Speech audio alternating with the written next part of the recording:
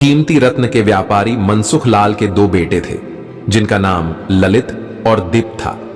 ललित को दौलत और रुतबे का बहुत घमंड था। जहां दूसरी तरफ दीप एक शरीफ और सुलझा हुआ इंसान था, घमंड के साथ साथ ललित में ईर्ष्या और बेईमानी जैसे अवगुण भी थे। समय के साथ साथ मनसुख लाल की उम्र बढ़ती जा रही थी। ऐसे में उनके दोनों बेटों ने कारोबार में पिता का अधिक से अधिक हाथ बटाना शुरू कर दिया था। कुछ समय के पश्चात मनसुख लाल चल बसे और कारोबार का पूरा भार ललित और दीप के कंधों पर आ गया।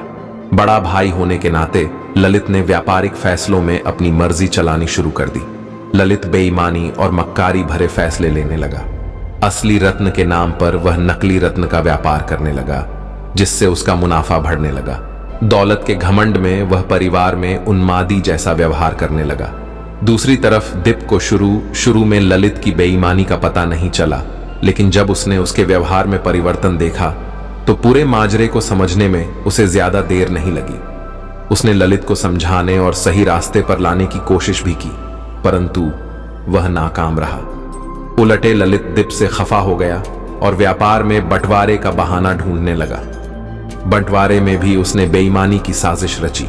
दीप के हिस्से के व्यापार पर भी वह कब्जा कर बैठा। ललित के व्यवहार से दुखी होकर दीप ने शहर में दूसरी जगह अपना ठिकाना बनाया और रत्न के अपने व्यापार को नए सिरे से शुरू किया। ईमानदारी की नींव पर शुरू हुआ दीप का व्यापार जल्दी ही चल पड़ा।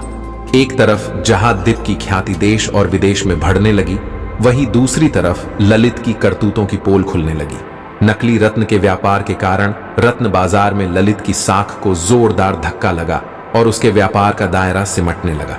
अतः नौबत यहां तक आ गई कि ललित को धन के अभाव में अपना घर, दुकान, सामान तक बेचना पड़ा। जल्द ही ललित के हाथ से सब कुछ निकल गया और वह परिवार सहित सड़क पर आ गया। अब ललित को अपने किए पर पछतावा हो रहा था, परंतु उसकी तकदीर ने जो खेल खेला था उससे आसानी से पीछे आना उसके लिए संभव नहीं था। दूसरी तरफ दीप अपनी ईमानदारी और मेहनत की बदौलत रंक से राजा बन गया था। जब ललित की बदहाली की खबर दीप को सुनाई पड़ी तो उसे बड़ा दुहक हुआ। पुरानी बातों को भूलकर वह भागा भागा अपने बड़े भाई ललित के पास पहुंचा और ललित के लाख मना करने के बावजूद भी उसे परिवार सहित पास ले आया। अगर आपको हमारी स्टोरी तकदीर का खेल अच्छी लगी हो तो अपने दोस्तों के साथ भी शेयर कीजिए और कमेंट में जरूर बताइए कि कैसी लगी हमारी ये कहानी। तो आप भी इन बातों का ध्यान रखकर अपने जीवन में सफल हो सकते हैं। और आपको हमारी बातें पसंद आई हो तो लाइक करें, कमेंट करें और हमारे चैनल को सब्सक्राइब करें। धन्यवाद।